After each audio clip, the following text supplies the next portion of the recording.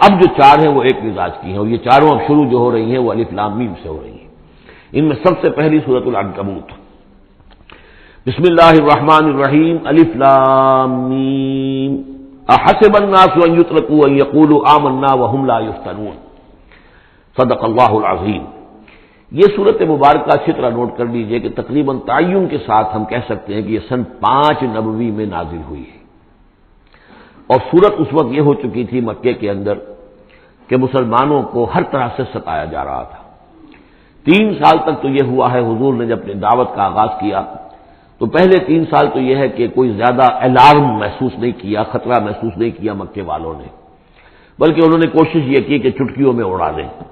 استہزاء ہے، تمسخر ہے، شاعر ہے، ساحر ہے، یہ ہے وہ ہے، جو بھی کہہ کر کہ جیسے کہ ول جو ہوتی ہے کسی کی، اگر یہ ان کی جو ول ہے اس کو کل کر دیا جائے تو اگر یہ بددل ہو کر بیٹھ جائے محمد تو یہ سارا معاملہ خود ہی ختم ہو جائے گا۔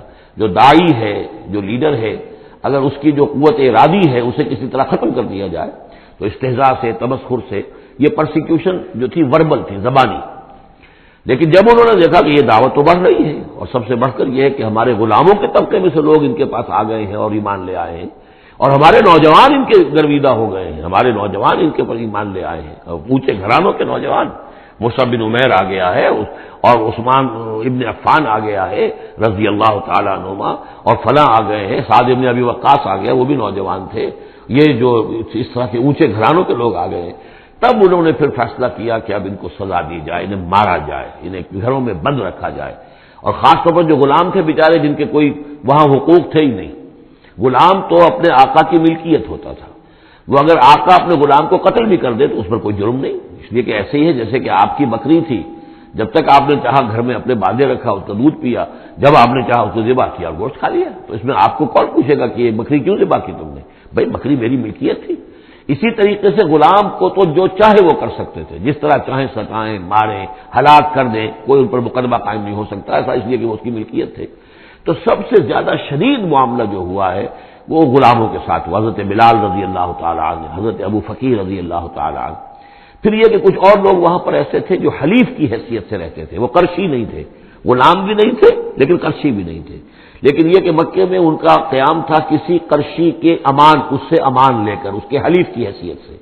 جیسے یہ آئے تھے یاسر رضی اللہ تعالیٰ عنہ، یہ یمن سے آئے تھے، بلکہ ان کے بارے میں یہ معلوم ہوتا ہے کہ انہیں خواب آیا تھا کہ آخری نبی کے ظہور کا وقت ہے، کیونکہ یمن میں عیسائی تھے اور وہاں چرچا موجود تھا ان چیزوں کا۔ اس حوالے سے ان کے علم میں جب یہ بات آئی اور انہیں اندازہ ہوا کہ اس علاقے میں نبی کا ظہور ہونا ہے، تو وہ یہاں آ گئے، اور ابو جہل کا ایک چچا تھا، وہ شریف انسان تھا، اس کا حلیف بن کر اور اس کی زیر کفالت انہوں نے مکے میں رہنا شروع کر دیا، اور اسی کی یہ لونڈی تھی حضرت سمیہ رضی اللہ تعالی عنہ۔ تو جو آقا تھا ابو جہل کا چچا، اس کی اجازت سے حضرت سمیہ سے نکاح کر لیا، اور اللہ نے ان کو بیٹا دیا جس کا نام عمار ہے۔ تو عمار اور ان کے والد یاسر اور والدہ عمار کی اور یاسر کی اہلیہ یہ سمیہ، یہ 3 کا خاندان تھا۔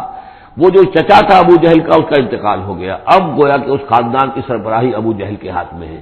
تو اس نے ان 3 پر جو بھی تشدد کیا ہے سب سے زیادہ، 2 کو تو ٹارچر کے ذریعے سے، اور ٹارچر کے پھر آخری نتیجے میں ان کو دونوں کو شہید کر دیا، حضرت یاسر کو بھی اور حضرت سمیہ کو بھی رضی اللہ تعالیٰ عنہما۔ اور عمار نے بمشکل جو ہے جان بچائی، اپنے ایک کلمہ کفر کہہ کر پھر انہوں نے جان بچا لی، اور پھر اس پر پچھتائے بھی بہت کہ یہ میں نے کلمہ کفر کیوں کہا، لیکن قرآن مجید میں یہ بات واضح کر دی گئی کہ صرف جان بچانے کے لیے کلمہ کفر انسان کہہ دے اور اس کا دل جو ہے وہ مطمئن ہو ایمان کے اوپر، تو اللہ تعالیٰ معاف فرمانے والا ہے۔ بہرحال یہ جو تشدد ہو رہا تھا شدید، انہی میں سے ایک ہے خباب بن الارت رضی اللہ تعالیٰ عنہ۔ یہ لوہار کا کام کرتے تھے، یہ بھی کوئی اونچے گھرانے کے آدمی نہیں تھے۔ ان کے ساتھ بھی پھر جو کچھ کیا گیا ہے، ان کے ساتھ وہ واقعہ پیش آیا کہ دہتے ہوئے انگارے جو ہیں وہ زمین کے اوپر بچھائے گئے، انہیں بلایا گیا، اتارو اپنا کرتا اتار دیا، اب لیٹ جاؤ ان کے اوپر، ننگی پیٹھ کے بل وہ دہتے ہوئے انگاروں پر لٹا دیے گئے۔ پھر یہ کہ اسی انگاروں سے ان کی کھال جو ہے وہ جلی اور پیٹھ کی چربی پگھلی، اس سے وہ انگارے جو ہیں وہ ٹھنڈے ہوئے۔ تو یہ صورتحال تھا۔ تو وہ حضرت عمار جو ہے خباب بن الارت رضی اللہ عنہ، وہ راوی ہیں کہ جب ہم پر یہ شدت اتنی ایسی ہو گئی کہ ناقابل برداشت ہو گئی، تو ہم پھر حضور کی خدمت میں حاضر ہوئے، اور حضور اس وقت جو ہے خانہ کعبہ کے ایک دیوار کے سائے میں، ذرا کہ ایک طرف کو سایہ تھا، تو آپ نے اپنی ایک چادر جو ہے اس کا تکیہ بنایا ہوا تھا اور آپ استراحت فرما رہے تھے۔ تو ہم گئے، ہم نے کہا کہ اے اللہ کے رسول کیا آپ ہمارے لیے دعا نہیں کرتے، ہمارے لیے اللہ کو نہیں پکارتے، ہمارے لیے اب یہ چیزیں ناقابل برداشت ہو رہی ہیں، کب تک ہم جھیلیں گے، کب تک برداشت کریں گے؟ لیکن یہ کہ وہ کہتے ہیں کہ حضور کو یہ ناگوار گزرا، آپ اٹھ کر بیٹھ گئے اور آپ نے فرمایا خدا کی قسم تم جلدی مچا رہے ہو، ابھی تو تم پر وہ چیزیں آئی ہی نہیں ہیں جو تم سے پہلوں پر آئی تھیں۔ ان کے ساتھ تو یہ بھی ہوتا تھا کہ ایک شخص کو لا کر آدھا زمین میں گاڑ دیتے تھے اور باقی جسم جو آدھا اس کا ہوتا تھا زمین سے باہر تو سر کے اوپر آرا رکھ کر چیرنا شروع کر دیتے تھے اور پورے جسم کو 2 حصوں میں بانٹ دیتے تھے، یہ بھی ہوتا تھا۔ زندہ آگ میں جلا دیتے تھے، یہ بھی ہوتا تھا۔ تو تم جلدی کر رہے ہو، خدا کی قسم وہ دن تو آئے گا کہ ایک سوار صنع سے حضر الموت تک جائے گا اور اس سے سوائے اللہ کی کسی کا خوف نہیں ہوگا، لیکن بہرحال تمہیں صبر کرنا ہوگا۔ وہ انداز ہے اس رکوع کا۔ یہ جو پہلا رکوع ہے سورہ عنکبوت کا، یہ گویا کہ ایک تحریک اور ایک دعوت، اور انقلابی تحریک ہو، انقلابی دعوت ہو، اس میں جو آزمائشیں آتی ہیں، تکلیفیں آتی ہیں، مصائب آتے ہیں، ظاہر بات ہے لوگوں کو قربانیاں دینی پڑیں گی تبھی کوئی کام ہوگا، بغیر اس سے تو نہیں ہوتا۔ اور جب تصادم کا مرحلہ شروع ہو جائے، جب یہ ہے کہ ایک معاشرہ جو ہے جس کے اندر کہ وہ کام کر رہے ہیں وہ محسوس کریں کہ یہ ہمارے لیے خطرہ بن گئے ہیں، وہ پرسیکیوٹ کریں اور انہیں ستائیں، تو پھر اس وقت جو مسائل ہوں گے ذہنوں کے اندر ان کا حل ہے اس میں، اور یہ اس اعتبار سے ضربۃ السلام ہے پورے قرآن مجید میں، اس موضوع کے اعتبار سے یہ چوٹی ہے۔ جیسے کہ میں نے آپ کو حدیث سنائی لکل شیء ضربۃ یا لکل شیء سنام، ہر شے کی ایک چوٹی ہوتی ہے، وسنام القرآن سورۃ البقرہ، قرآن کی بحیثیت مجموعی چوٹی وہ تو سورہ بقرہ ہے، لیکن یہ کہ قرآن حکیم میں مختلف جو مضامین کے اعتبار سے جیسا کہ میں نوٹ کراتا آیا ہوں کہ اس موضوع پر یہ آیت یہ گویا کہ ذروۂ سنام ہے، یہ رکوع جو ہے یہ اس موضوع پر ذروۂ سنام ہے قرآن مجید کا، اس کا کلائمیکس ہے، اس کی چوٹی ہے۔ الف لام میم احسب الناس ان یترکوا ان یقولوا آمنا وهم لا یفتنون، کیا لوگوں نے یہ سمجھا تھا کہ وہ چھوڑ دیے جائیں گے صرف یہ کہنے سے کہ ہم ایمان لے آئے اور انہیں آزمایا نہ جائے گا؟ اب دیکھ رہے ہیں اب وہی تیکھا انداز ہے، اظہار ناراضگی ہے، اظہار خفگی ہے، اس لیے کہ تم سے پہلے جو کچھ ہوا ہے۔ اب یہ 3 آیتیں میں آپ کو نوٹ کرا چکا ہوں، سورہ بقرہ کی آیت نمبر 214، ام حسبتم ان تدخلوا الجنة ولما يأتكم مثل الذين خلوا من قبلكم مستهم البأساء والضراء وزلزلوا حتى يقول الرسول والذين آمنوا معه متى نصر الله ألا إن نصر الله قريب، یہ آیت ہم پڑھ چکے ہیں۔ اسی کی ہم مضمون آیت جو ہے سورہ آل عمران میں آئی ہے، آیت نمبر 142، اسی کی ہم مضمون آیت آ چکی ہے سورہ توبہ میں آیت نمبر 16، لیکن یہ کہ یہ مکی قرآن میں یہ آیت ہے، یہ ہے جڑ اور بنیاد، جو ہے کہ اس کا ظہور جو ہو رہا ہے، پھر یوں سمجھیے کہ یہ کلی کھلی ہے تو 3 اس کی جو پتیاں نمایاں ہوئی ہیں اس آیت کی، وہ سورہ بقرہ، سورہ آل عمران اور سورہ توبہ میں ہے۔ حسب الناس، اور ناس کہا ہے، یہ بھی نہیں کہ اہل ایمان کو یہ غلط فہمی ہو گئی تھی، یہ بھی ایک طرح سے عتاب کا انداز ہے، اللہ تعالیٰ ناراضگی کا اظہار کر رہے ہیں، تم جلدی مچا رہے ہو۔ حسب الناس ان یترکوا ان یقولوا آمنا وهم لا یفتنون، کیا لوگوں نے یہ سمجھا تھا کہ وہ یہ کہنے سے جنت میں داخل ہو جائیں گے، چھوڑ دیے جائیں گے کہ ہم ایمان لے آئے، انہیں آزمایا نہ جائے گا؟ وَلَقَدْ فَتَنَّا الَّذِينَ مِن قَبْلِهِمْ، ہم نے تو جو بھی ان سے پہلے تھے ان کو بھی آزمایا ہے، ہر ایک کو آزمایا، آزمائش کے بغیر ہم نہیں کسی کے ایمان کو تسلیم کرتے۔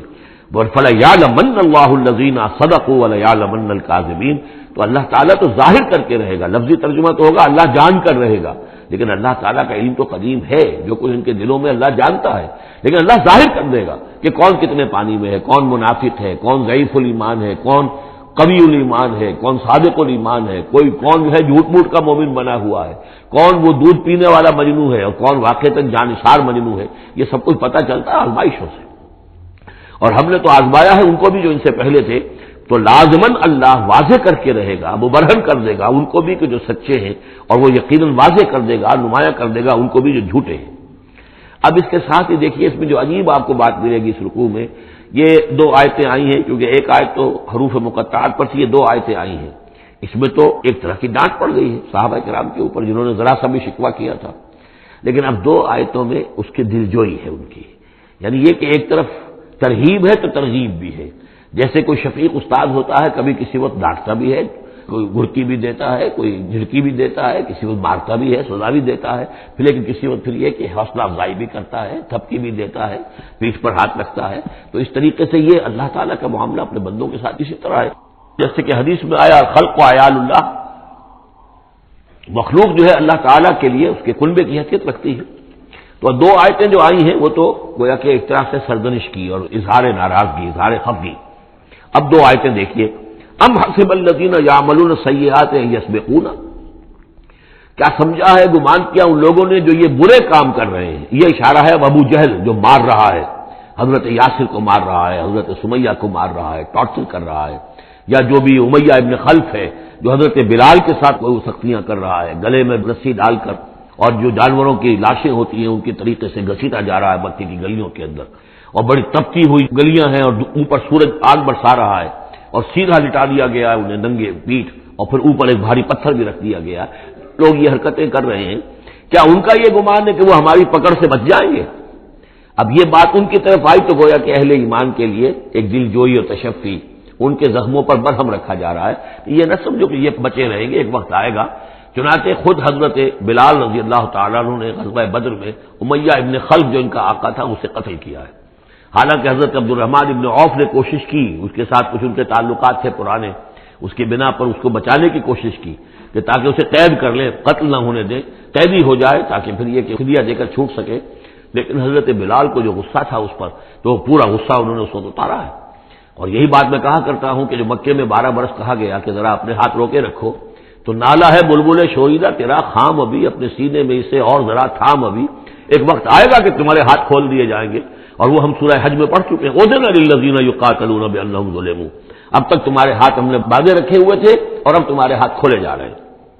ام حسب الذین یعملون السیئات ان یسبقونا ساء ما یحکمون، کیا یہ سمجھتے ہیں ابو جہل اور یہ امیہ ابن خلف اور اسی کے قبیل کے اور لوگ کہ جو یہ حرکتیں کر رہے ہیں ہم نے انہیں چھوٹ دی ہوئی ہے، اس وقت ہمارے ان اہل ایمان بندوں پر جو چاہیں یہ کر لیں، ہمیں کچھ دیر کے لیے ہم نے ان کو آزادی دے رکھی ہے، لیکن بالآخر پکڑیں گے انہیں تو ان بطش ربک لشدید، وہ پکڑ بھی بڑی سخت ہوگی.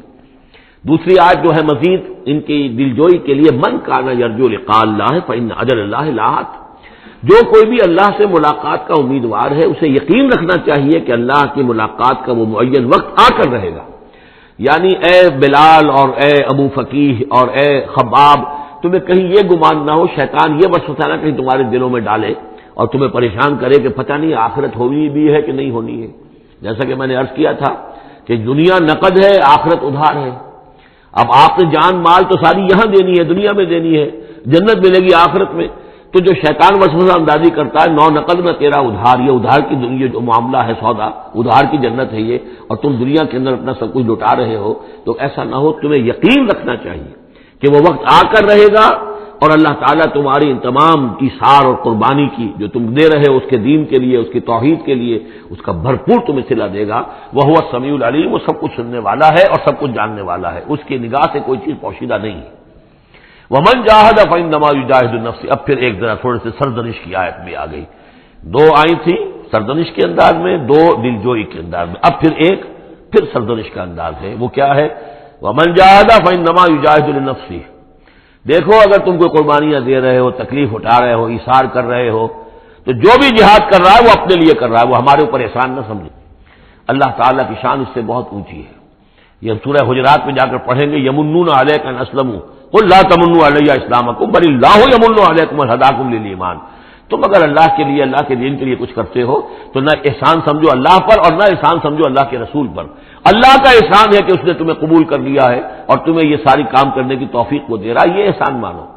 منت منع کی خدمت سلطان ہمیں کو نہیں، اس کا احسان نہ دھرو بادشاہ پر کہ تم خدمت کر رہے ہو بادشاہ کی. منت شناس ازو کہ بخدمت بداشتک، اس کا احسان مانو کہ اس نے تمہیں خدمت کا موقع دیا ہے. تو اللہ تعالیٰ کا احسان مانو اور یہ نہ سمجھو کہ تم اللہ پر کوئی احسان کر رہے ہو. ومن جاہد فانما یجاہد لنفسہ. اب دیکھ رہے ہیں کہ کس قدر متعلق یہ چیزیں ہیں، انسانی احساسات ہوتے ہیں، اس طرح کے خیالات آتے ہیں. ان اللہ لغنی عن العالمین، اللہ تعالیٰ تو تمام جہانوں سے غنی ہے، اسے کسی کی احتیاج نہیں ہے. والذین آمنوا وعملوا الصالحات، اب ایک آیت آ رہی پھر دلجوئی والی. اور جو لوگ ایمان لائے اور جو لوگ نیک عمل کریں گے، ایمان کے تقاضے پورے کریں گے، ثابت قدم رہیں گے، ان مصیبتوں کو جھیلیں گے، لَنُكَفِّرَنَّ عَنْهُمْ سَيِّئَاتِهِمْ، ہم لازماً دور کر دیں گے ان سے ان کی برائیوں کو. ان کے نامہ اعمال کے اوپر اگر کوئی دھبے ہوئے بھی، کوئی چھینٹی ہوئی بھی تو ہم انہیں ہٹا دیں گے. اور وَلَنَجْزِيَنَّهُمْ أَحْسَنَ الَّذِي كَانُوا يَعْمَلُونَ، اور لازماً بدلہ دیں گے. اس رکوع میں آپ دیکھ رہے ہیں کہ یہ جو لام مفتوح شروع میں اور پھر نون مشدد جو ہے وہ کس قدر تکرار کے ساتھ آ رہا ہے. فَلَيَعْلَمَنَّ اللَّهُ الَّذِينَ صَدَقُوا وَلَيَعْلَمَنَّ الْكَاذِبِينَ. آیت نمبر 3 کے اندر بھی 2 مرتبہ وہ صیغہ آیا. اب یہاں جو آیا لَنُكَفِّرَنَّ عَنْهُمْ سَيِّئَاتِهِمْ، ہم لازماً ان سے ان کی برائیوں کو دور کر دیں گے، وَلَنَجْزِيَنَّهُمْ أَحْسَنَ الَّذِي كَانُوا يَعْمَلُونَ، اور یقیناً بدلہ دیں گے انہیں بہت عمدہ ان کے اعمال کا۔ وَوَصَّيْنَا الْإِنسَانَ بِوَالِدَيْهِ، اب ایک مسئلہ اور تھا عملی، جو لوگ ایمان لائے تھے نوجوان تھے، جو ان میں سے نوجوان تھے، اب ان کے لیے مسئلہ یہ ہو گیا کہ والدین کہہ رہے ہمارے حقوق ہیں تمہارے اوپر، ہم نے تمہیں پالا پوسا ہے، لہذا ہمارا حکم مانو، ہم کہتے ہیں کہ محمد سے تم اپنا تعلق توڑ لو، چھوڑو اس کو، دین کو، کیوں اس میں لگے ہوئے ہو؟ آخر تم ہماری اولاد ہو، ہم نے تمہیں پالا، خاص طور پہ ماں حضرت سعد بن ابی وقاص کی والدہ، والد تو فوت ہو چکے تھے لیکن والدہ جو ہے اس نے بڑے ناز و نام میں پالا تھا، اب اس کے بعد مرن برت رکھ لیا اس عورت نے، ماں جو تھی حضرت سعد بن ابی وقاص کی، اگر سعد اپنے باپ کے دین میں واپس نہیں آتا تو میں اپنے آپ کو ہلاک کر دوں گی، مر جاؤں گی، نہ کچھ کھاؤں گی نہ پیوں گی۔ اب دیکھیے اس نوجوان سلیم الفطرت نوجوان جو ایمان لایا ہے محمد صلی اللہ علیہ وسلم، بہرحال وہ ایک شریف انسان ہے، نوجوان ہے، ماں کی یہ حالت دیکھ رہا ہے تو کتنے بڑے امتحان سے دوچار ہو گیا۔ تو مسئلہ پیدا ہوا کہ معاملات میں کیا کیا جائے۔ ایک والدین کے جو احسانات ہیں وہ اپنی جگہ ہیں، والدین کا کے ساتھ حسن سلوک خود قرآن مجید میں 4 جگہ میں نوٹ کرا آیا ہوں، اللہ کے حق کے فوراً بعد والدین کا حق ہے۔ تو اب عملی سوال یہ ہے کہ جہاں یہ دونوں حق ٹکرا جائیں، والدین جو ہے شرک کا حکم دے رہے ہیں، والدین دین کے خلاف حکم دے رہے ہیں، تو کیا کریں؟ فرمایا وَوَصَّيْنَا الْإِنسَانَ بِوَالِدَيْهِ، ہم نے وصیت کی ہے انسان کو اس کے والدین کے بارے میں، حسن سلوک کی وصیت ہم نے کی ہے، بار بار کی ہے۔ وَإِن جَاهَدَاكَ لِتُشْرِكَ بِمَا لَيْسَ لَكَ بِهِ عِلْمٌ، لیکن اگر وہ تم پر دباؤ ڈالیں، تم سے جہاد کریں، اب دیکھیے جہاد کا لفظ یہاں مشرک والدین کے لیے آ رہا ہے، جہاد جد و جہد کرنا، کوشش کرنا، دباؤ ڈالنا۔ وَإِن جَاهَدَاكَ لِتُشْرِكَ بِمَا لَيْسَ لَكَ بِهِ عِلْمٌ، کہ میرے ساتھ تم شرک کرو اور شریک ٹھہراؤ ایسی چیزوں کو جس کے لیے تمہارے پاس کوئی علم نہیں، فَلَا تُطِعْهُمَا، تو ان کا کہنا نہ مانو۔ گویا کہ یہاں وہ اپنی لمٹ سے ایکسیڈ کر رہے ہیں۔ اب والدین کے حقوق ہیں لیکن اللہ کے حقوق کے بعد، اللہ کے حقوق سے پہلے نہیں، اللہ کا حق فائد ہے، لہذا اس معاملے میں اللہ کا دین ہے، اللہ کا حکم وہ مقدم رہے گا، والدین کا حکم دوسرے نمبر پر ہوگا۔ ہاں یہ ہے کہ ایک بندہ جو ہے ایک نوجوان وہ یہ ضرور کرے کہ ڈانٹ کر نہ بات کرے، ڈپٹ کر بات نہ کرے، سینہ تان کر نہ کرے، اس طرح کرے جیسے کہ حضرت ابراہیم یا ابتے یا ابتے یا ابتے، وہ ابا جان امی جان آپ دیکھیے میرے لیے مجبوری ہے، میں نہیں کر سکتا ہوں، آپ اس معاملے کے اندر مجھ پر دباؤ نہ ڈالیں، نرمی کے ساتھ ان میں جس طریقے سے بھی ہو، لیکن یہ ہے کہ ماننا نہیں ہے۔ یہ بات اور مزید کھل کر آئے گی سورہ لقمان میں۔ وَإِن جَاهَدَاكَ لِتُشْرِكَ بِمَا لَيْسَ لَكَ بِهِ عِلْمٌ فَلَا تُطِعْهُمَا، تو ان دونوں کا کہنا مت مان۔ إِلَيَّ مَرْجِعُكُمْ، میری ہی طرف تمہیں لوٹ کر آنا ہے، فَأُنَبِّئُكُم بِمَا كُنتُمْ تَعْمَلُونَ، اور پھر میں تمہیں بتا دوں گا، جتلا دوں گا جو کچھ کہ تم کرتے رہے تھے۔ اب یہاں بھی ایک مسئلہ پیدا ہوتا ہے کہ یہ لوگ اپنے گھر والوں سے کٹ رہے ہیں، والدین سے کٹ رہے ہیں، بھائی سے جدا ہو رہے ہیں۔ اب یہ عتبہ ابن ربیعہ جو بہت بڑا سردار تھا، ان کے بڑے بیٹے جو ہے حذیفہ ابن عتبہ، وہ ایمان لے آئے، اور چھوٹا بھائی وہ تھا کہ جو میدان میں گیا، میدان جنگ میں باپ کے ساتھ غزوہ بدر میں جو پہلے جو 3 جو ہے واصل جہنم ہوئے وہ بھی تھا، ولید بن عتبہ غالباً نام تھا اس کا۔ تو بھائی بھائی سے جدا ہو رہا ہے، رشتہ داروں سے اب کٹ گئے ہیں، والدین سے گھر نکال دیے گئے ہیں، تو اب ان میں جو ان کے دل زخمی ہیں، ان زخمی دلوں پہ مرہم کیا رکھا جا رہا ہے؟ وہ یہ ہے کہ تم صرف کٹے ہی نہیں ہو، جڑے بھی تو ہو۔ اب تم محمد سے جڑ گئے ہو، اب تم ابو بکر سے جڑ گئے ہو، اب تم یہ جو اہل ایمان کا طبقہ ہے، اب ایک نئی برادری وجود میں آ رہی ہے، یہ تمہارے اصل بھائی ہیں، یہ تمہارے جو دین کے اندر بھائی ہیں، جو نظریاتی بھائی ہیں، جو ہم مقصد بھائی ہیں، یہ ہے تمہارے اصل اب عزیز۔ تو اللہ تعالیٰ نے اگر تمہیں کٹنے کا بھی حکم دے دیا ہے، لیکن یہ کہ اس نے جو تمہارے لیے ایک رفاقت فراہم کی ہے۔ والذین آمنوا وعملوا الصالحات لندخلنہم فی الصالحین، اور یقیناً وہ لوگ جو ایمان لائے اور نیک عمل کریں انہیں داخل کریں گے صالحین میں، اور یہ داخلہ دنیا میں بھی ہو گیا، محمد رسول اللہ نے انہیں چھاتی سے لگایا، سینے سے لگایا، اور جیسا کہ 2 دفعہ ہم پڑھ چکے ہیں، حضور کو اللہ تعالیٰ حکم دے رہا ہے کہ آپ ان کے سامنے ذرا اپنے کندھے تواضع، آپ اے محمد آپ تواضع اختیار کیجئے، ان کے سامنے اپنے کندھے جھکائیے، وَخْفِضْ جَنَاحَكَ لِلْمُؤْمِنِينَ، اور وَخْفِضْ جناحَكَ لِمَنِ اتَّبَعَكَ مِنَ الْمُؤْمِنِينَ 2 دفعہ آ چکا، سورہ ہجر میں آ چکا، سورہ طٰہٰ میں آ چکا۔ تو گویا کہ یہ اللہ تعالیٰ نے اپنا احسان بتایا، اور پھر آخرت میں اولئک مع الذین انعم اللہ علیہم من النبیین والصدیقین والشہداء والصالحین، ان کی رفاقت حاصل ہوگی۔ اب ایک اور بڑا مسئلہ آ رہا ہے، وَمِنَ النَّاسِ مَن يَقُولُ آمَنَّا بِاللَّهِ، لوگوں میں سے کچھ ایسے بھی ہیں جو کہتے ہیں ہم ایمان لے آئے اللہ پر، اور آتے بھی ہیں خلوص کے ساتھ، اخلاص کے ساتھ، کوئی جھوٹ نہیں، کوئی فریب نہیں۔ ظاہر بات ہے کہ مکے میں کوئی فریب کے لیے کوئی ایمان لانے والا نہیں تھا، وہ تو حالات ایسے پیدا ہوئے مدینے میں آ کر کہ جہاں ایمان کا اعلان فریب کے تحت بھی ہونے لگا، لیکن یہ کہ مکے میں تو ظاہر بات ہے جو ایمان لایا اس کو بار پڑھنی شروع ہو گئی، تو اس میں خامخواہ کہے کے لیے کوئی شخص جو ہے وہ جھوٹ موٹ کا ایمان کائے کو لائے گا۔ لیکن یہ ضرور ہوتا ہے کہ کچھ لوگ کم ہمت ہوتے ہیں، جیسا کہ میں بارہا آپ سے عرض کر چکا ہوں، کچھ لوگ باہمت ہوتے ہیں، کچھ کم ہمت ہوتے ہیں۔ باہمت وہ ہے کہ جو ایمان لائے اب ہر کے بعد آباد، ہر جو ہو سو ہو، ماں کشتی درا بنداختے، جان جاتی ہے جائے کوئی بات نہیں، جو ہو سو ہو۔ کچھ لوگ ہوتے ہیں جن میں اتنی ہمت نہیں ہوتی، گھبرا اٹھتے ہیں۔ اب ان کو بتایا جا رہا ہے کہ دیکھو اگر تم نے استقامت کا ثبوت اپنا دیا تو اس کا نتیجہ کیا نکلے گا، تمہارا کیا انجام ہوگا۔ اب وہ ذرا ہے کہ اس میں ان کے لیے پھر تحدید ہے۔ ومن الناس، لوگوں میں سے کچھ ایسے بھی ہیں جو کہتے ہیں من یقول آمنا باللہ، ہم اللہ پر ایمان لائے، فَإِذَا أُوذِيَ فِي اللَّهِ، جب اللہ کی راہ میں اللہ کی توحید کو ماننے کی وجہ سے ان کو ایذا پہنچائی جاتی ہے، پرسیکیوٹ کیا جاتا ہے، انہیں ٹارچر کیا جاتا ہے، جعل فتنة الناس كعذاب اللہ، تو وہ لوگوں کی طرف سے ڈالی ہوئی فتنے کو، آزمائش کو، یہ ایسے اس سے گھبرا اٹھتے ہیں جیسے اللہ کے عذاب سے گھبرانا چاہیے۔ کم ہمتی ہے۔ وَلَئِن جَاءَ نَصْرٌ مِّن رَّبِّكَ، اور اے نبی اگر آپ کے رب کی طرف سے مدد آ جائے، صورتحال تبدیل ہو جائے، فتح آپ کو مل جائے، حالات اچھے ہو جائیں، لَيَقُولُنَّ إِنَّا كُنَّا مَعَكُمْ، اس وقت پھر یہ کہیں گے کہ ہم بھی تو آپ کے ساتھ ہی تھے۔ یہ کردار پہلے بھی آ چکا، سورہ بقرہ میں آ چکا، سورہ حج میں آ چکا۔ وَمِنَ النَّاسِ مَن يَعْبُدُ اللَّهَ عَلَىٰ حَرْفٍ فَإِنْ أَصَابَهُ خَيْرٌ اطْمَأَنَّ بِهِ وَإِنْ أَصَابَتْهُ فِتْنَةٌ انقلب عَلَىٰ وَجْهِهِ خَسِرَ الدُّنْيَا وَالْآخِرَةَ۔ وہی کردار پھر یہاں پر آگے آئے، کوئی کہا کہ ہم ایمان لے آئے، لیکن جب تکلیف آئی، کوئی مصیبت آئی تو ایسے گھبرا گئے جیسے کہ اللہ کے عذاب سے گھبرانا چاہیے، لیکن یہ کہ اس کے بعد اگر نصرت آ جائے تو یہ آپ موجود ہوں گے کہ ہم بھی ساتھی تھے آپ کے۔ اولیس اللہ بعالم بما فی صدور العالمین، تو کیا اللہ بخوبی واقف نہیں ہے اس سے کہ جو تمام جہان والوں کے دلوں کے اندر ہے اور جو ان کے سینوں کے اندر مضمر ہے۔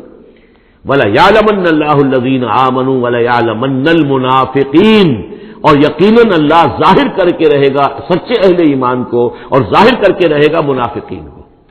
گویا کہ یہ شکل جو ہے یوں سمجھیے یہ وہ روگ ہے کہ یہ اگر بڑھ گیا، تم نے ابی نپ دی ایول ان دی بڈ، ابھی فوری طور پر اس کی اصلاح کر لو، فوری طور پر علاج کر لو۔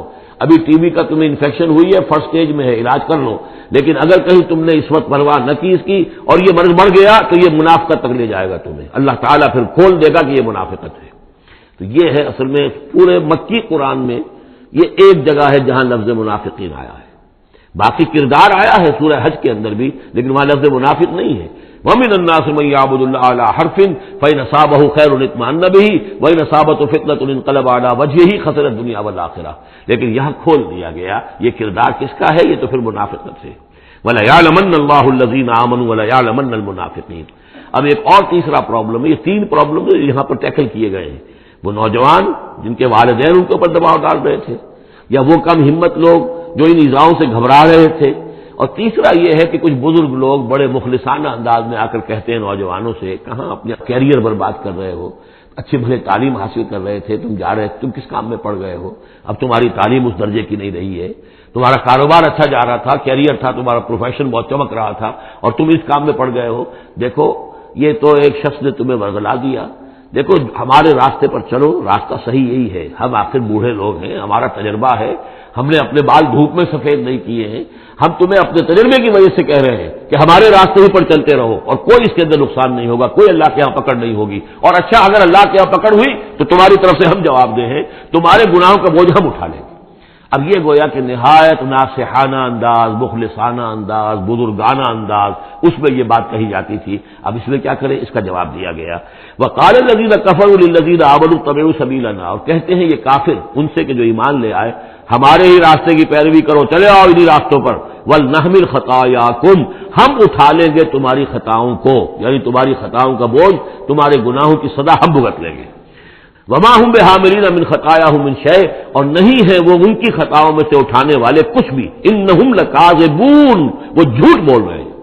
وَلَا يَحْمِلُنَّ أَثْقَالَهُمْ وَأَثْقَالًا مَعَ أَثْقَالِهِمْ، البتہ وہ اٹھائیں گے لازماً، پھر دیکھیے وہ لَيَعْلَمَنَّ اللَّهُ الَّذِينَ آمَنُوا وَلَيَعْلَمَنَّ الْمُنَافِقِينَ، اور یہاں پھر وہ لفظ آیا وَلَا يَحْمِلُنَّ أَثْقَالَهُمْ، وہ لازماً اٹھائیں گے اپنے بوجھ بھی، اور جو گمراہ کرنے کی کوشش کر رہے ہیں اس کی وجہ سے اپنے بوجھوں میں اضافہ کر رہے ہیں، وہ مزید بوجھ ہوں گے، لیکن اے نوجوانوں اگر تم نے ان کی بات مان لی تو تمہارے بوجھ جو ہے وہ نہیں رہ سکیں گے، وہ تمہیں کو اٹھانے پڑیں گے۔ وَلَا يُسْأَلُنَّ يَوْمَ الْقِيَامَةِ عَمَّا كَانُوا يَفْتَرُونَ، اور ان سے لازماً باز پرس ہوگی قیامت کے دن جو افترا وہ کرتے رہے تھے، جو جھوٹ انہوں نے گھڑا تھا کہ ہم تمہارے بوجھ اٹھا لیں گے، جبکہ لا تزر وازرۃ وزر اخری، قیامت میں کوئی نہیں ہے جان جو کسی دوسرے کا بوجھ اٹھا لے۔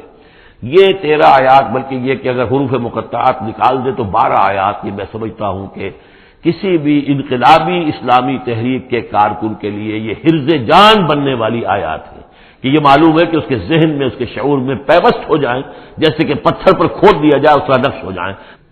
وَلَقَدْ أَرْسَلْنَا نُوحًا إِلَىٰ قَوْمِهِ فَلَبِثَ فِيهِمْ أَلْفَ سَنَةٍ إِلَّا 50 عَامًا فَأَخَذَهُمُ الطُّوفَانُ وَهُمْ ظَالِمُونَ صدق اللہ العظیم۔ رب اشرح لي صدری ويسر لي امری واحلل عقدۃ من لسانی یفقهوا قولی۔ سورہ عنکبوت کے کل 7 رکوع ہیں۔ پہلا رکوع جیسا کہ میں عرض کر چکا ہوں کہ قرآن مجید کے اہم ترین مقامات میں سے ہے، خاص طور پر دعوت اور تحریک اور اللہ تعالیٰ کے دین کے غلبے کی جد و جہد میں جو مسائل درپیش ہوتے ہیں کارکنوں کو، اس دور میں جب کہ پرسیکیوشن ہو، ستایا جا رہا ہو، مشکلات آ رہی ہوں، قربانیاں دینی پڑیں، تو اس کے جتنے بھی مسائل پیدا ہوتے ہیں ان سب کا بہت ہی جامع جو بیان ہے اور رہنمائی ہے وہ اس رکوع میں آ چکی ہے۔ اسی لیے میں نے اس پر زیادہ وقت صرف کیا ہے کہ جو عام طور پہ دورہ ترجمہ قرآن کے درمیان اتنا وقت جو نہیں لگایا جا سکتا۔ تو یہ نوٹ کر لیجئے کہ مطالعہ قرآن حکیم کے جس منتخب نصاب کا میں تذکرہ کرتا رہا ہوں چند دنوں سے، اس کا جو 5واں حصہ ہے اس کا پہلا سبق جو ہے وہ اسی سورہ عنکبوت کے پہلے رکوع پر مشتمل ہے، اور یہ اس حصے کا یوں سمجھیے کہ بمنزلہ فاتحہ ہے اس حصے کے لیے۔ اب جو بقیہ 6 رکوع ہیں ان میں 3 میں انباء الرسل کا معاملہ آ رہا ہے، لیکن ظاہر بات ہے کہ یہاں جو انباء الرسل آ رہے ہیں تو بیچ بیچ میں خاص طور پر یہی جو مسئلہ ہے بیک گراؤنڈ میں جو مسلمانوں کو مسائل درپیش ہیں اور جو اس وقت حضور صلی اللہ علیہ وسلم اور آپ کے ساتھی جن مسائل سے دوچار ہیں، اور جو کچھ کے کشاکش جو ہے مکے میں ہو رہی ہے اہل کفر اور اہل ایمان کے مابین، تو اس کے یوں سمجھیے بٹوین دی لائنز وقفے وقفے سے اس کی طرف بھی اشارے ہیں۔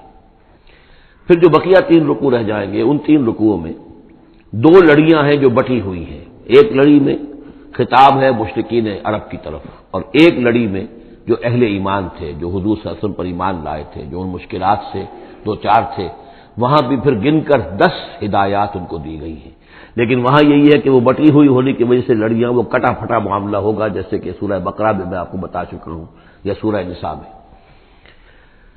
وَلَقَدْ أَرْسَلْنَا نُوحًا إِلَىٰ قَوْمِهِ، اور ہم نے بھیجا تھا نوح کو اس کی قوم کی طرف، فَلَبِثَ فِيهِمْ أَلْفَ سَنَةٍ إِلَّا 50 عَامًا، تو رہا ان کے مابین وہ 1000 برس سے صرف 50 برس کم، 950 برس۔ حضرت نوح کا ذکر کتنی مرتبہ آ چکا ہے، لیکن یہ بات پہلے کبھی نہیں کہی گئی، یہاں کیوں کہی گئی کہ اے مسلمانوں تم ابھی پریشان ہو گئے ہو، ابھی اس کے امتحان اور بھی ہیں، اور جیسے کہ سورہ انعام میں آیا تھا، اے نبی اگر آپ کو یہ جھٹلا رہے ہیں وہیں یکذبوک فقد کذب رسل من قبلک، تو آپ سے پہلے ہمارے رسول تھے انہوں نے صبر کیا۔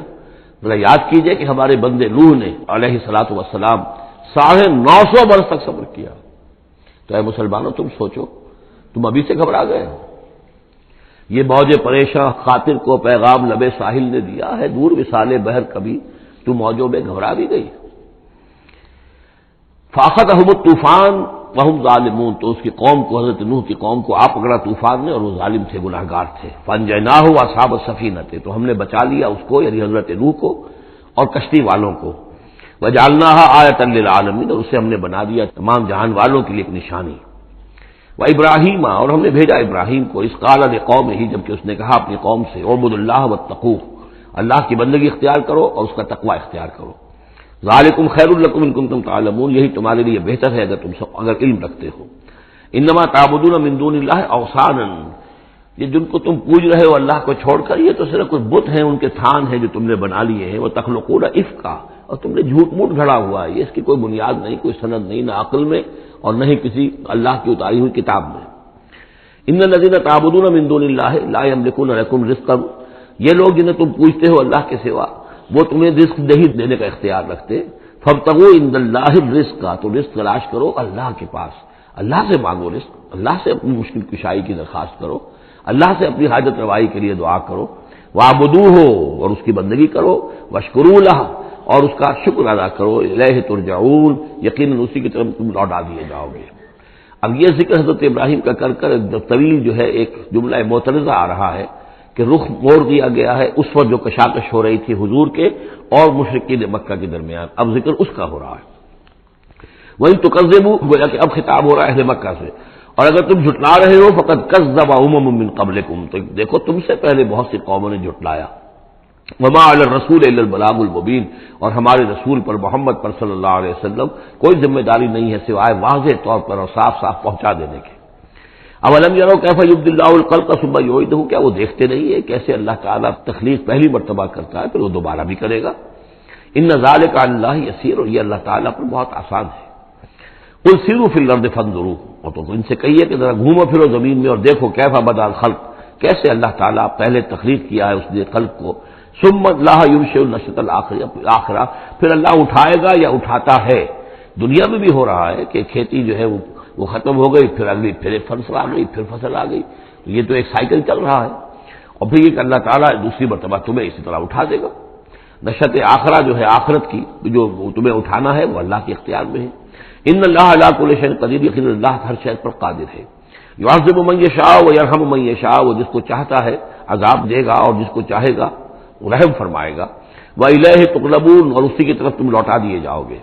وَمَا أَنتُم بِمُعْجِزِينَ فِي الْأَرْضِ اور تم اسے شکست نہیں دے سکتے زمین میں، ولا فی السماء نہ آسمان میں، نہ زمین میں کہیں بھاگ کر نہ آسمان میں کہیں بھاگ کر اللہ کو عاجز کر سکتے ہو۔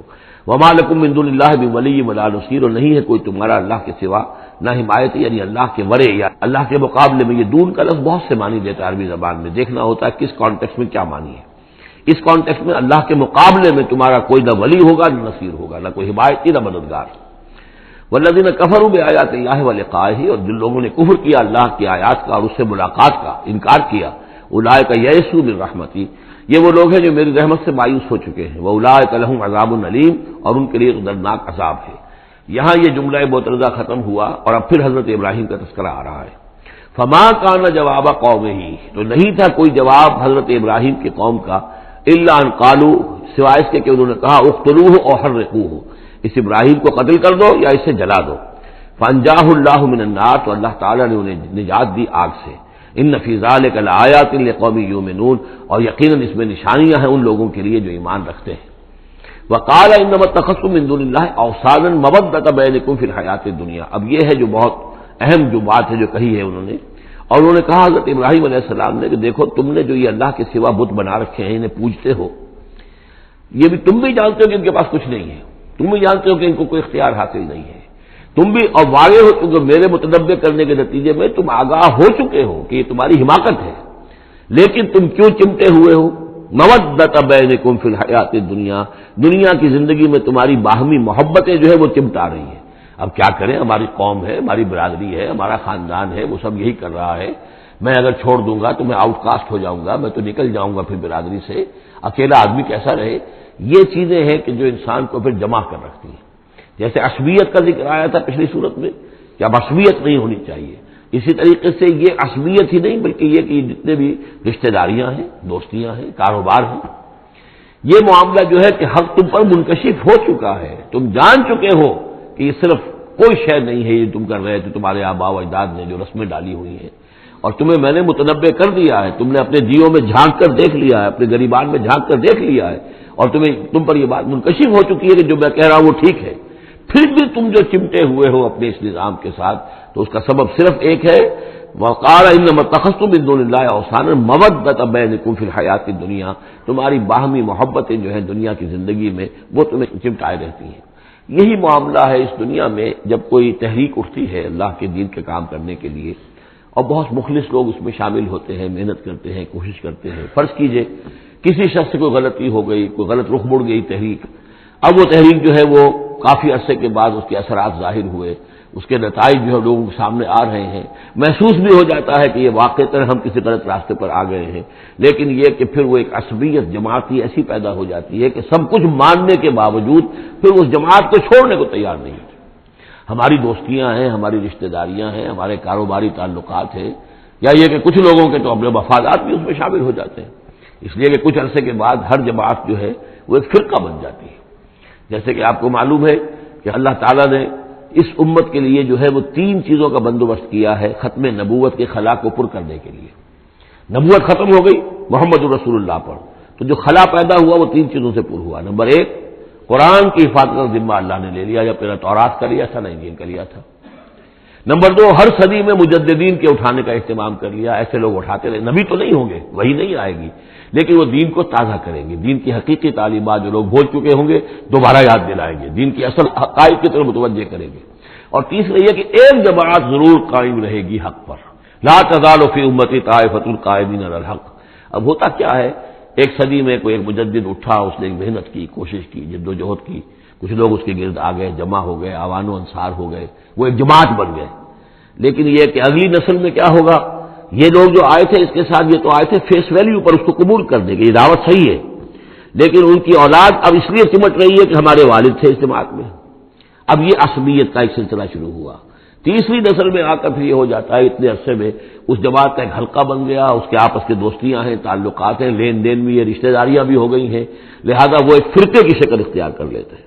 اب اس فرقے کے ساتھ چمٹ کر لوگ رہتے ہیں، لیکن پھر اللہ تعالیٰ کسی اور کو اٹھاتا ہے، اور پھر کوئی اللہ کا بندہ جو ہے اسی کام کو اثر نو شروع کرتا ہے. یہی ہوتا آیا ہے. اسی لیے ہر صدی میں مجددین، اس لیے کہ تیسری نسل میں آ کر دعوت جو ہے وہ لازماً اس کے اندر خرابی پیدا ہو جاتی ہے.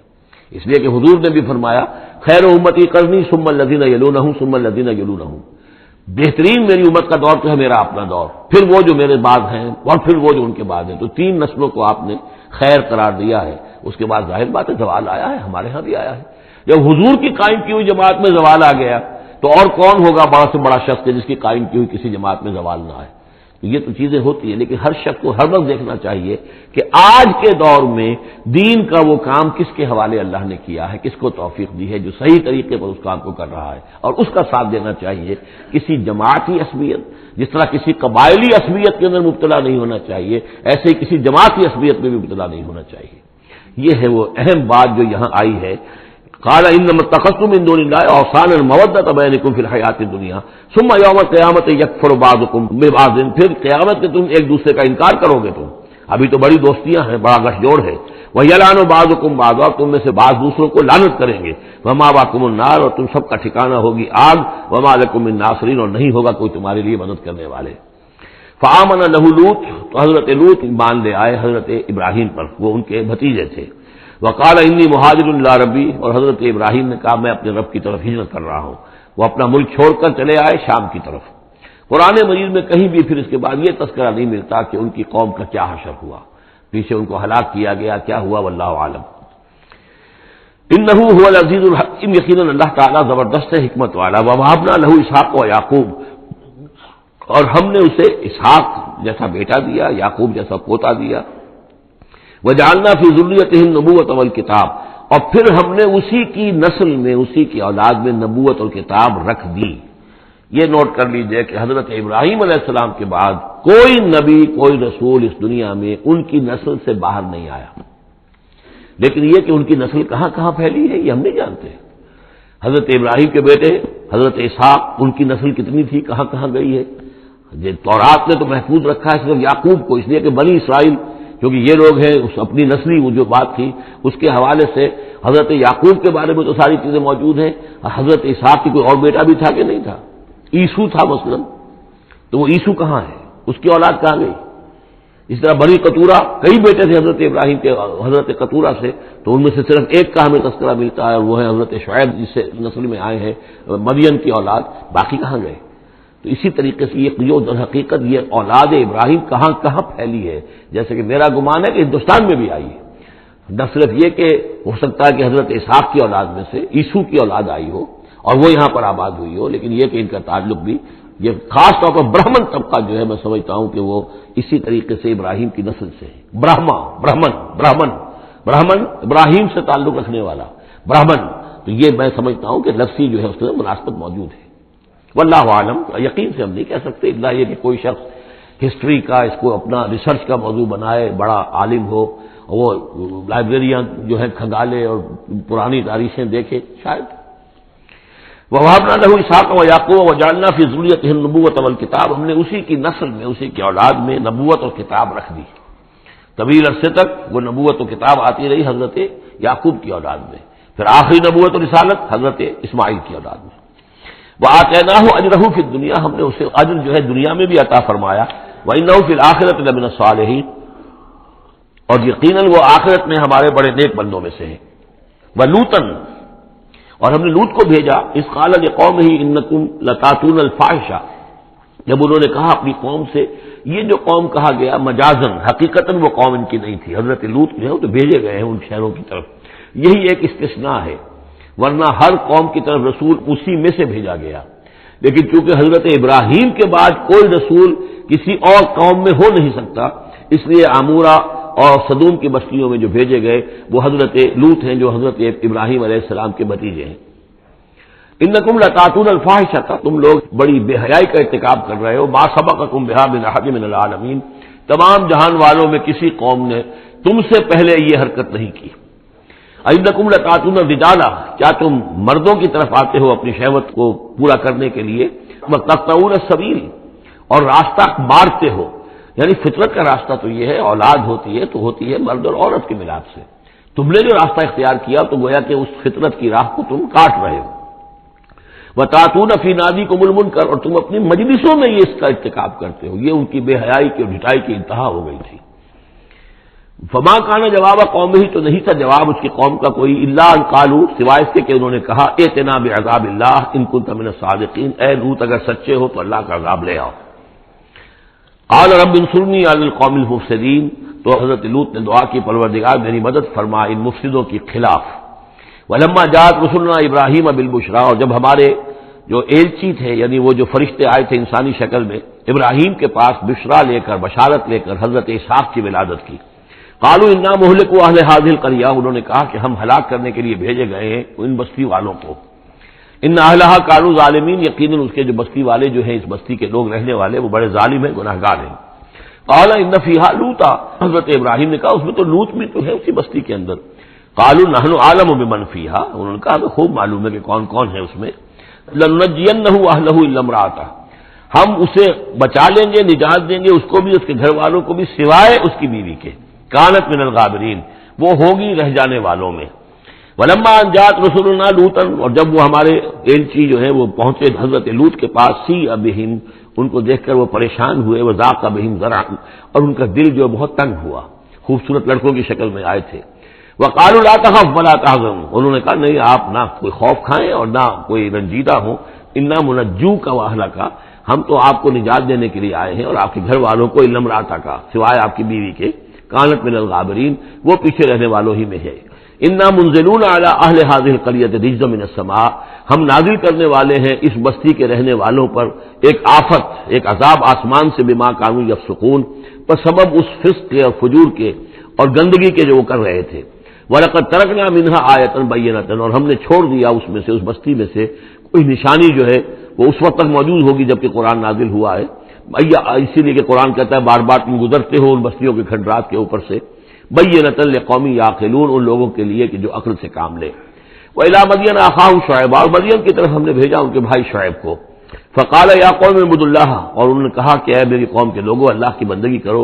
وارجوا اليوم الآخرہ، اور دیکھو آخرت کے دن کی، قیامت کے دن کی انتظار میں رہو، امید میں رہو، وہ قیامت کا دن آ کر رہے گا. ولا تعثوا فی الارض مفسدین، اور زمین میں فساد بچاتے مت پھرو. فکذبوہ، تو انہوں نے اس سے جھٹلا دیا. فاخذتہم الرجفۃ، تو انہیں آ پکڑا ایک زلزلے نے. فاصبحوا فی دارہم جاثمین، تو وہ اپنے گھروں کے اندر پڑے رہ گئے اوندھے ہوئے. وعادا وثمودا، اسی طرح عاد اور ثمود. وقد تبین لکم من مساکنہم، اور تمہیں معلوم ہے کہ ان کے مسکن کہاں تھے، تمہارے لیے واضح ہیں کہاں رہتے تھے یہ، کہاں آباد تھے. وزین لہم الشیطان اعمالہم، اور شیطان نے ان کے لیے ان کے برے اعمال کو، مشرکانہ افعال کو مزین کر دیا تھا، اسی میں مگن سے خوش تھے. فصدہم عن السبیل، اور روک دیا تھا انہیں اللہ کے صحیح راستے سے، صراط مستقیم سے، جو صراط توحید ہے اس سے. وَكَانُوا مُسْتَبْصِرِينَ، حالانکہ وہ تھے بہت ہوشیار، بہت غور کرنے والے، سوچنے والے، بڑے دانشور تھے. لیکن یہ کہ یہ بڑے دانشور جو ہے کسی جگہ ایسا بھی ہوتا ہے، بہت بڑا عقل مند انسان جو ہے وہ اپنے ناک کے نیچے کے پتھر سے ٹھوکر کھاتا ہے. اور اس کی سب سے بڑی مثال جو ہے وہ ہمارے آج کل کے سائنسدان ہیں، کتنی باریکیاں دیکھ رہے ہیں اس کائنات کی، سب کچھ دیکھ لیا، اللہ نظر نہیں آتا، کہاں سے کہاں دیکھ رہے ہیں، کتنی بڑی بڑی ٹیلیسکوپس ہیں، اور کتنے ٹریلین وہ لائٹ ایئرز کے اوپر دریافت کر رہے ہیں کہ نیا ستارہ وجود میں آ گیا، سب کچھ ہو رہا ہے، لیکن یہ کہ ان تمام چیزوں کو دیکھنے کے باوجود ان کا دماغ اللہ کی طرف منتقل نہیں ہوتا۔ یہ ہے کہ ایک طرف سے اندھے ہیں، ایک آنکھ کھلی ہے، ایک آنکھ اندھی ہے۔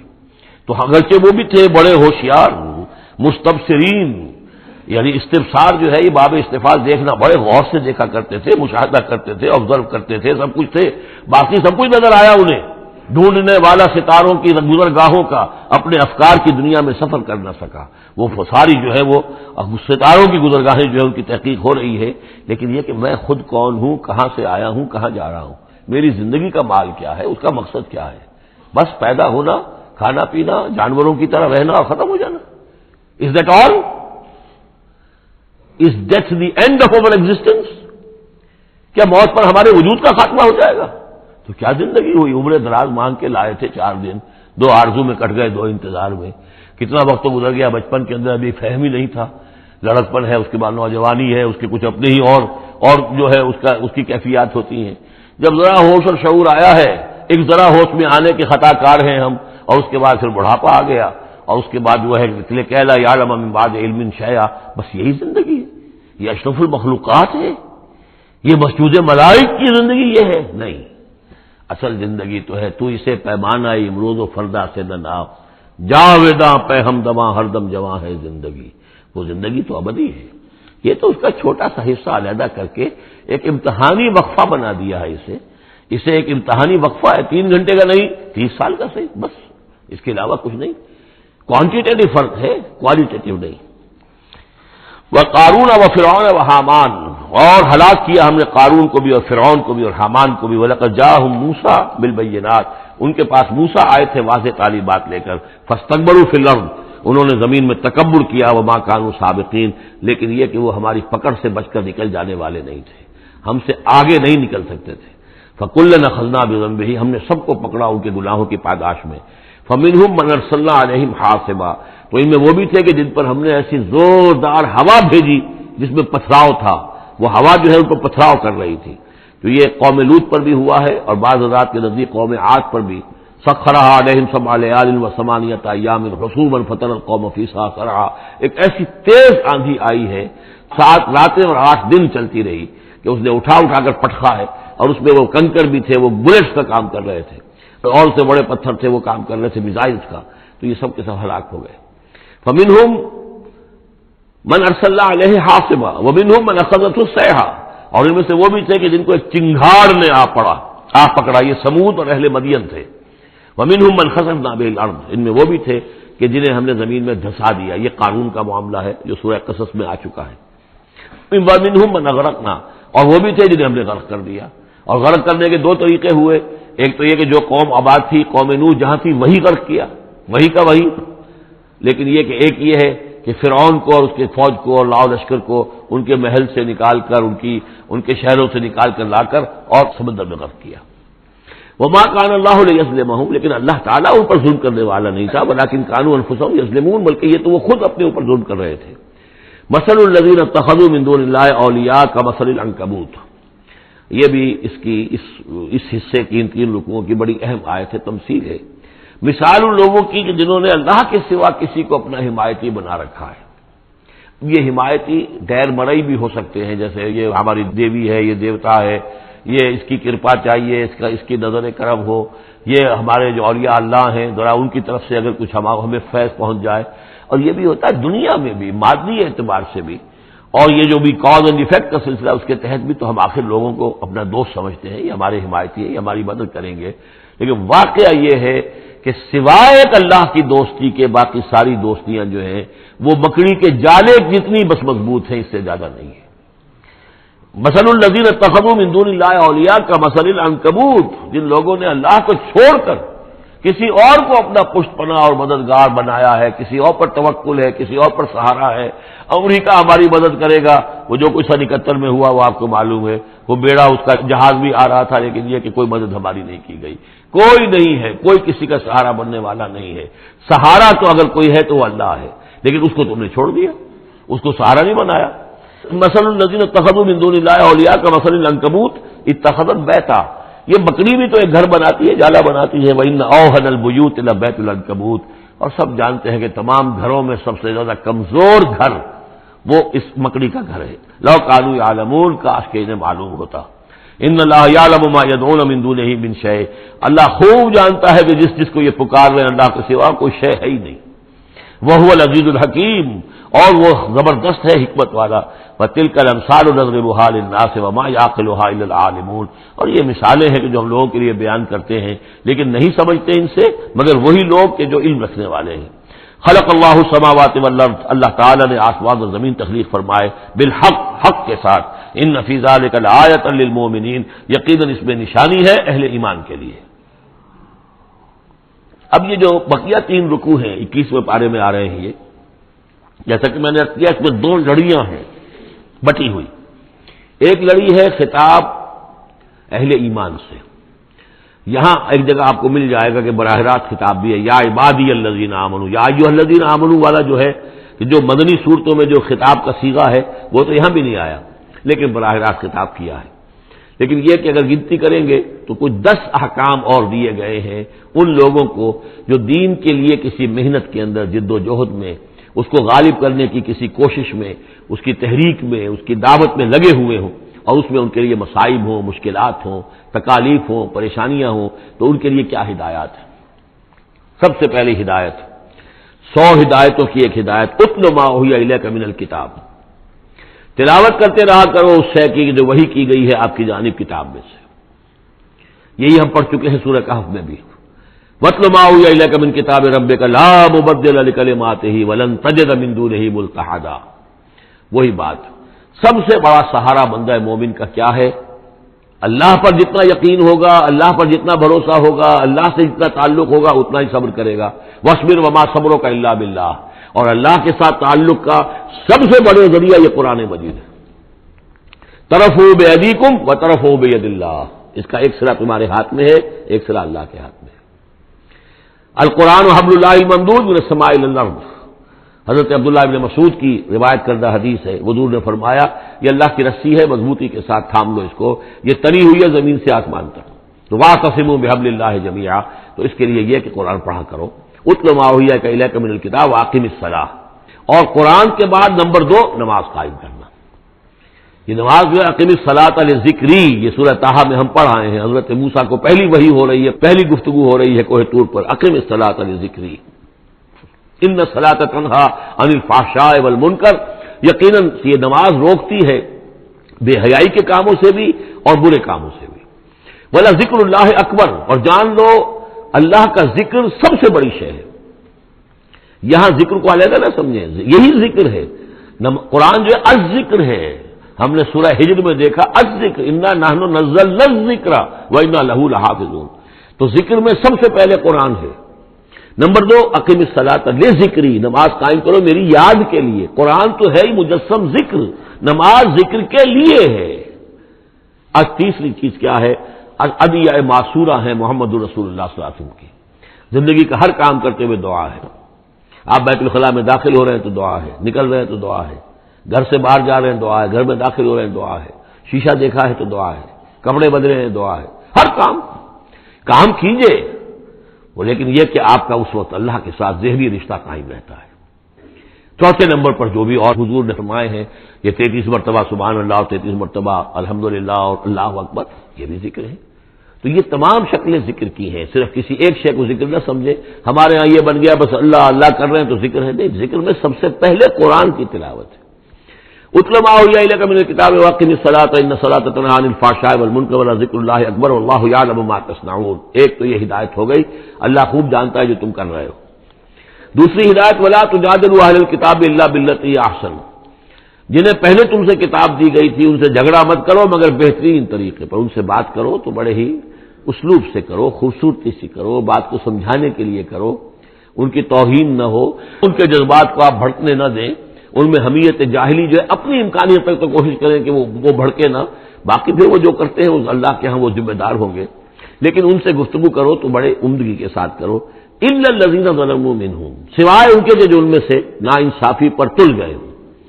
اب یہ استثناء جو دو معنی میں ہے، ایک تو یہ ہے کہ اس کا مطلب یہ کہ ان سے مجادلہ کرو ہی نہ، اور دوسرے یہ کہ اگر ان کے ساتھ کسی وقت کوئی سختی بھی کرنی پڑے، کوئی سخت جملہ بھی کہنا پڑے تو اجازت ہوگی، جہاں معلوم ہو جائے کہ یہ ہٹ درمی کے اوپر جو ہے آ گیا ہے تو وہاں اس دونوں کا امکان پیدا ہو جائے گا۔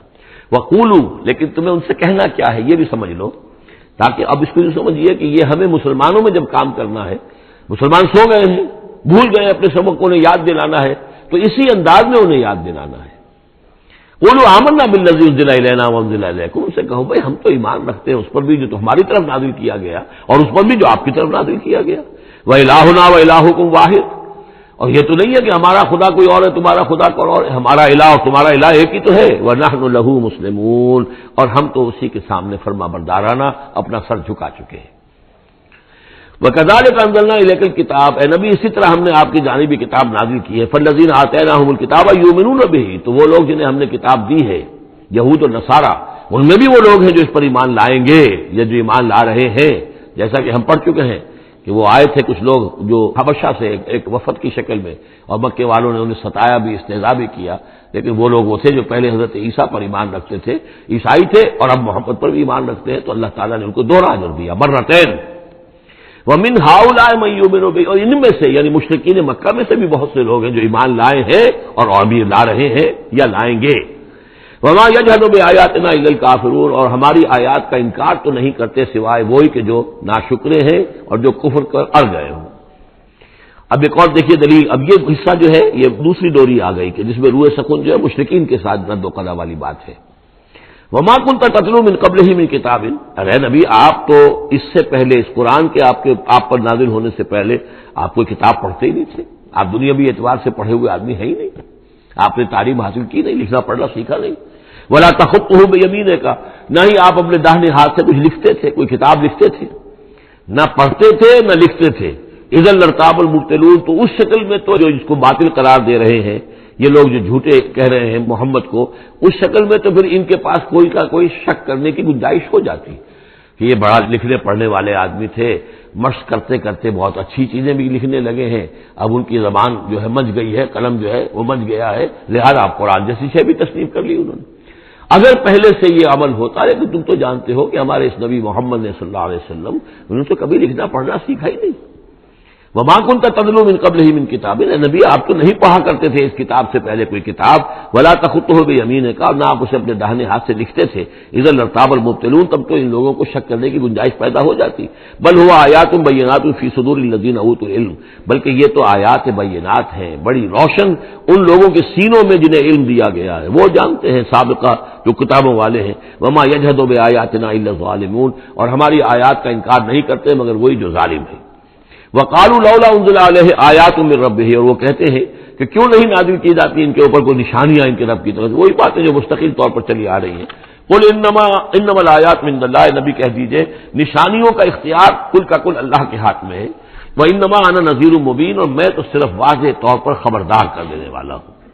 أَوَلَمْ يَكْفِهِمْ أَنَّا أَنزَلْنَا عَلَيْكَ الْكِتَابَ يُتْلَىٰ عَلَيْهِمْ، کیا ان لوگوں کے لیے یہ نشانی کافی نہیں ہے کہ اے محمد ہم نے آپ پر یہ کتاب نازل کر دی ہے جو ان کو پڑھ کر سنائی جا رہی ہے؟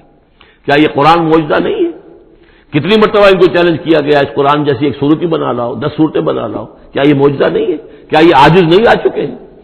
اولم یکفہم، تو کیا یہ نشانی ان کے لیے کافی نہیں؟ اگر تو حق کا طالب ہو، ہدایت کا طالب ہو تو یہ نشانی بھی کافی ہے۔ اولم یکفہم انا انزلنا علیک الکتاب یتلی علیہم ان فی ذلک لرحمۃ وذکری لقوم یؤمنون، یقیناً اس میں رحمت ہے اور یاد دہانی ہے، تذکیر ہے ان لوگوں کے لیے کہ جو مانتے ہیں۔ قل کفی باللہ بینی و بینکم شہیدا، کہہ دیجئے میرے اور تمہارے درمیان اللہ کافی ہے بطور گواہ، وہ جانتا ہے کہ اس نے مجھے رسول بنایا ہے، وہ جانتا ہے کہ قرآن اس نے مجھ پر نازل کیا ہے۔ یعلم ما فی السماوات والارض، وہ جانتا ہے جو کچھ کے آسمانوں میں اور زمین میں ہے۔ والذین آمنوا بالباطل، اور وہ لوگ جو باطل پر ایمان رکھتے ہیں، وکفروا باللہ، اور اللہ کا کفر کرتے ہیں، اولئک هم الخاسرون، یقیناً وہی لوگ ہوں گے جو خسارے پانے والے ہیں۔ وَيَسْتَعْجِلُونَكَ بِالْعَذَابِ، یہ جلدی مچا رہے ہیں کہ لے آؤ عذاب، وَلَوْلَا أَجَلٌ مُّسَمًّى، اور اگر پہلے سے ایک وقت معین طے نہ ہو چکا ہوتا لَجَاءَهُمُ الْعَذَابُ، تو پھر ان پر عذاب آ چکا ہوتا، وَلَيَأْتِيَنَّهُم بَغْتَةً، اور وہ ان پر آئے گا تو اچانک آئے گا، وَهُمْ لَا يَشْعُرُونَ، اور انہیں پتہ بھی نہیں ہوگا۔ یستعجلونک بالعذاب، یہ نبی پھر دوبارہ یہ الفاظ آئے، نوٹ کیجئے، بہت لطیف بات ہے، یہ عذاب کی جلدی مچا رہے ہیں۔ وَإِنَّ جَهَنَّمَ مُحِيطَةٌ بِالْكَافِرِينَ، حالانکہ جہنم ان کا احاطہ کر چکی ہے۔ یہ ایسے ہی ہے کہ جیسے کسی شہر کے باہر دشمن آ چکا ہو اور اس نے محاصرہ کر دیا ہو، شہر والوں کو پتہ ہی نہ ہو، تو اس طریقے سے وہ چونکہ غیر مرئی ہے جہنم، نظر نہیں آ رہی، ورنہ حقیقت میں تو جہنم ان کا احاطہ کر چکی ہے۔ یوم یغشاہم العذاب، جس دن کے عذاب ان کو آ کر ڈھانپ لے گا، ان پر چھا جائے گا، من فوقہم و من تحت ارجلہم، ان کے اوپر سے بھی اور ان کے نیچے سے بھی، ان کے قدموں کے نیچے سے بھی، ویقول ذوقوا ما کنتم تعملون، اور پھر کہا جائے گا چکھو اپنے کرتوتوں کا مزہ۔ اب یہاں وہ تیسری ہدایت آ رہی، دو پہلے میں نے گنوائی تھی، اتل ما اوحی الیک من الکتاب واقم الصلاۃ ان الصلاۃ تنہی عن الفحشاء والمنکر ولذکر اللہ اکبر، دوسری ولا تجادلوا عن الکتاب الا بالتی هی احسن الا الذین ظلموا منهم۔ اب دیکھیے تیسری، یا عبادی الذین آمنوا ان ارضی واسعۃ فایایا فاعبدون، اے میرے وہ بندو جو ایمان لائے ہو۔ پورے مکی قرآن میں یہ آیت ہے براہ راست خطاب، اور یا آئے گی آگے چل کر یا عبادی الذین اسرفوا علی انفسہم، بس یا ایھا الذین آمنوا، یہ مکی مدنی دور کی اصطلاح ہے۔ یا عبادی الذین آمنوا، بڑا اس میں جو ہے نا بڑی عنایت ہے، شفقت ہے، میرے وہ بندو جو مجھ پر ایمان لائے ہو، ان ارضی واسعۃ، میری زمین بڑی کشادہ ہے۔ کیا معنی ہے؟ اگر مکے میں تم پر تمہارا قافیہ تنگ کر دیا گیا ہے، اگر مکے میں زندگی تمہارے لیے محال کر دی گئی ہے توحید پر رہتے ہوئے، چھوڑ دو مکے، یہ ہجرت کا اشارہ ہے۔ در حقیقت ہجرت حبشہ جو ہے یہ اس کی طرف رہنمائی ہے اس آیت کے اندر، کہ چلے جاؤ، اگر یہاں برداشت سے باہر ہو رہا ہے، تمہارے لیے ناقابل برداشت اگر ہو رہا ہے یہاں کا معاملہ، اور نہیں مزید تو ہندر پاتے، تو اس جگہ کو چھوڑ دو۔ یا عبادی الذین آمنوا ان ارضی واسعۃ، میری زمین بڑی کشادہ ہے، فایایا فاعبدون، بس صرف میری ہی بندگی کرو۔ چوتھی ہدایت، کل نفس ذائقۃ الموت، دیکھو موت تو آنی ہی آنی ہے، آج آ جائے کل آ جائے، آج نہ آئے کل آ جائے گی۔ آخر عمار اور یاسر کو ابو جہل نے اگر فرض کرو کہ ذبح کر دیا ہے، تو فرض کیجئے کہ چند دن اور جیتے تو موت تو پھر بھی آنی تھی نا۔ تو کل نفس ذائقۃ الموت، اگر یہ بات ذہن میں رہے کہ موت تو آنی ہی آنی ہے، آج نہیں تو کل، تو پھر بھی انسان جو ہے اس کے اندر ہمت بنی رہے گی کہ میں خام کا اپنی زندگی بچانے کے لیے حق کو چھوڑوں اور باطل سے ساز باز کروں، اس سے مصالحت کروں۔ ثم الینا ترجعون، اور پھر تم ہماری طرف لوٹا دیے جاؤ گے۔ پانچویں بات، والذین آمنوا وعملوا الصالحات لنبوئنہم من الجنۃ غرفا، ہمارے اس وعدے پر پختہ یقین رکھو کہ جو ایمان لائیں گے اور نیک عمل کریں گے، ہم لازماً ان کو جگہ دیں گے اس جنت کے بالا خانوں میں، جو سورہ فرقان کے آخری رکوع میں آیا تھا، اولئک یجزون الغرفۃ بما صبروا، انہیں غرفہ بالا خانہ ملے گا۔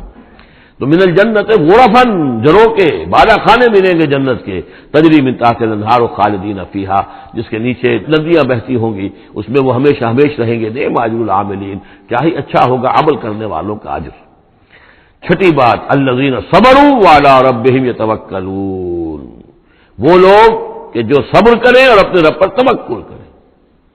صبر کرو اور توکل کرو، دو ہی چیزیں ہیں، جو آئے جھیلو، صبر کرو، برداشت کرو، اور جو کچھ کرنا ہے اس میں توکل اللہ پر ہو، اپنی ذات پر نہیں، اپنی طاقت پر نہیں، اپنی صلاحیت پر نہیں، اپنی ذہانت پر نہیں، اپنی فطانت پر نہیں، اپنی لیاقت پر نہیں، سارا توکل اللہ، نہ مادی اسباب و وسائل پر۔ اگلی ہدایت اور آ رہی ہے، وَكَأَيٍّ مِّن دَابَّةٍ لَّا تَحْمِلُ رِزْقَهَا، یہ بھی نہ سمجھو کہ تمہارا رزق جو ہے کسی کے قبضے میں ہے وہ روک دے گا، اور تمہیں کیا کھاؤ گے کیا پیو گے۔ وَكَأَيٍّ مِّن دَابَّةٍ، تم دیکھتے نہیں کتنے حیوانات ہیں زمین میں، لا تحمل رزقها، کیا وہ اپنا رزق اٹھائے پھرتے ہیں؟ بڑا پیارے الفاظ ہیں انجیل میں، متی کی انجیل میں حضرت مسیح علیہ السلام کا جو پہاڑی کا واعظ ہے، اس میں انہوں نے اپنے شاگردوں سے خطاب کر کے کہا، کیوں فکر کرتے ہو کہ کیا کھاؤ گے کیا پیو گے؟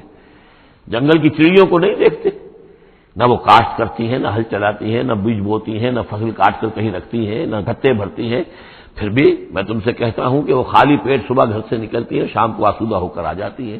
تمہارا جو رب ان کو چڑیوں کو کھلا رہا ہے وہ تمہیں نہیں کھلائے گا؟ اور کیوں فکر کرتے ہو کہ کیا پہنو گے، لباس کہاں سے ملے گا؟ جنگل کی سوسن کو نہیں دیکھتے کہ جتنا خوبصورت لباس اس کو اللہ نے دیکھ رکھا ہے؟ یہ جو بھی پودے ہیں اور جو پھول ہیں ان کے، تو سلیمان بھی اپنی ساری شان و شوکت کے باوجود ویسا ملبس نہ تھا، ویسا خوبصورت لباس تو سلیمان کو بھی میسر نہیں تھا جو اللہ نے ان پھولوں کو دے رکھا ہے۔ تو غور کرو، جو وہ زمین کی اس گھاس پھوس کو، ان پودوں کو اس قدر حسین لباس دے رہا ہے، عمدہ لباس دے رہا ہے، جو ابھی ہے اور کل نہیں ہوں گے، یا یہ کہ کاٹ کر اور وہ چولہوں میں جلا دی جائے گی گھاس، تو کیا وہ تمہیں نہیں پہنائے گا؟ لیکن تم یقین نہیں کرتے۔ توکل اور ایمان، یہ دونوں چیزیں ساتھ ساتھ جائیں گی۔ جتنا اللہ پر ایمان ہے اتنا ہی توکل ہوگا، جتنا ایمان کمزور ہے توکل بھی نہیں ہو سکے گا۔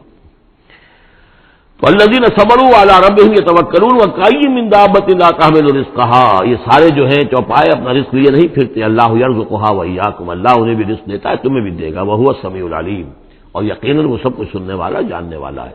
ایسا نہیں کہ اسے معلوم نہ ہو کہ میرا بندہ بھوکا ہے، میرا وفادار، میرا سپاہی، میرے دین کے لیے کام کرنے والا، اسے یہ معلوم نہ ہو کہ اس کو احتیاج ہے، اس کی کوئی ضرورت ہے، وہ نہ معلوم کس کے دل میں ڈالے گا کہ جو اس کے لیے ذریعہ بنا دے گا اس کو، اور اس کی ضرورت پوری ہو جائے گی۔ اب اس کے بعد وہ دوسری کڑی آ گئی کہ جس میں پھر اب وہ مشرکین مکہ سے وَلَئِن سَأَلْتَهُم مَّن خَلَقَ السَّمَاوَاتِ وَالْأَرْضَ وَسَخَّرَ الشَّمْسَ وَالْقَمَرَ، اور ان سے آپ پوچھیں گے کس نے پیدا کیا آسمان اور زمین اور کس نے مسخر کیا سورج اور چاند کو، لَيَقُولُنَّ اللَّهُ، وہ کہیں گے اللہ نے، فَأَنَّىٰ يُؤْفَكُونَ، پھر کہاں سے یہ لوٹا دیے جاتے ہیں۔ اللہ یبسط الرزق لمن یشاء من عباده ویقدر له، یہ اللہ ہی ہے کہ جو اپنے بندوں میں سے جس کے لیے چاہتا ہے رزق کو کشادہ کر دیتا ہے، اور جس کے لیے چاہتا ہے ماپ تول کر دیتا ہے، کم کر دیتا ہے۔ ان اللہ بکل شیء علیم، یقیناً اللہ تعالیٰ ہر چیز کا علم رکھتا ہے۔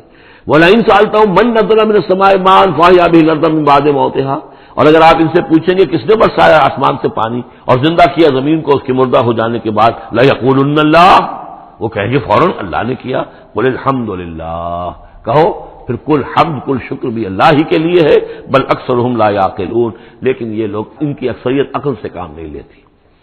اب اگلی اور ہدایت آ رہی اہل ایمان کے لیے، وما هذه الحیاۃ الدنیا الا لہو ولعب وان الدار الآخرۃ لہی الحیوان لو کانوا یعلمون۔ دیکھو مسلمانوں، یہ دنیا کی زندگی تو کھیل کود کے سوا کچھ نہیں، کھیل ہے، کچھ جی کا بہلا لینا ہے، یہ ڈرامہ ہے جو ہو رہا ہے۔ یہاں بادشاہ ہوتا ہے کچھ عرصے کے لیے بادشاہ، جیسے ڈرامے میں بادشاہ ہوتا ہے، لیکن جب مرے گا تو کیا وہ بادشاہت کہاں رہ جائے گی؟ ایسے ہی ڈرامے سے نکل آئے گا، لباس اتار دے گا، تو ایک ایکٹر کا ایکٹر ہے، چاہے وہ فقیر تھا پہلے اس ڈرامے کے اندر، اور دوسرا ایکٹر جو ہے بادشاہ تھا، باہر نکل کر 3 گھنٹے کے بعد دونوں کے دونوں ایک جیسے ہیں، نہ وہ بادشاہ ہے، نہ وہ فقیر ہے۔